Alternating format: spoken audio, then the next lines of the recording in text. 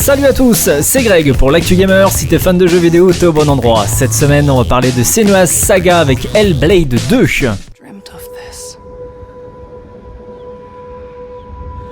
C'est l'un des jeux les plus attendus de l'année. Senua's Saga Hellblade 2 s'apprête enfin à sortir presque 5 ans après sa présentation lors des Game Awards de 2019.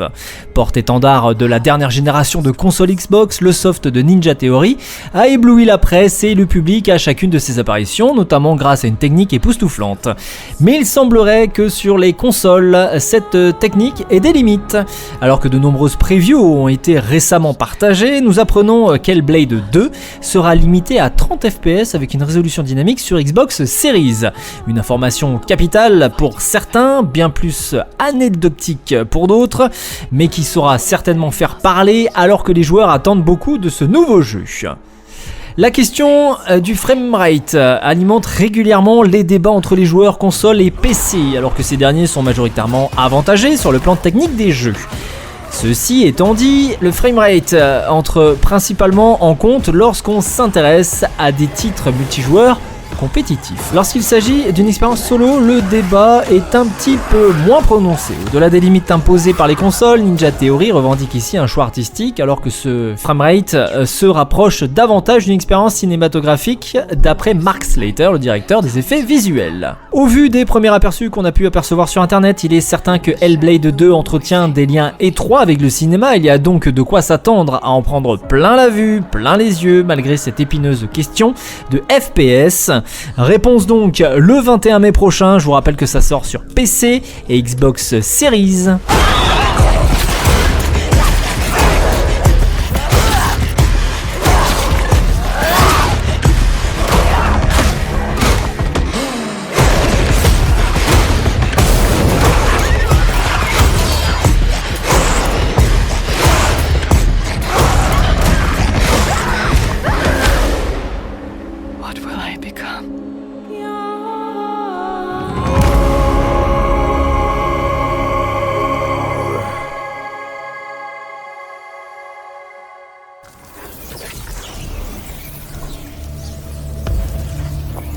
Et pour terminer l'actu gamer, on va parler de Wuthering Wave. Vous ne connaissez peut-être pas ce jeu, mais il s'annonce comme un concurrent sérieux à Genshin Impact. Pour rappel, Genshin Impact impose depuis plus de 3 ans une suprématie totale sur le marché du gacha.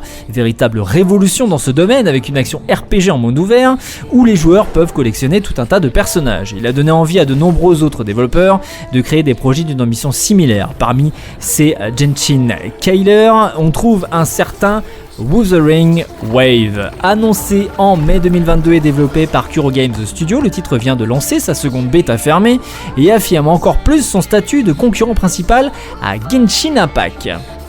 La comparaison entre Genshin Impact et ce jeu revient souvent sur la table et en effet le jeu a quelques similitudes avec son concurrent, comme l'aspect graphique, style animé, l'interface ou encore le système d'invocation. Mais le bébé de Kuro Games ne s'arrête pas là et cache dans sa manche de nombreuses fonctionnalités inédites. D'une part, les combats s'appuient sur un gameplay dynamique où votre vitesse d'exécution et votre temps de réaction sont au centre de l'équation.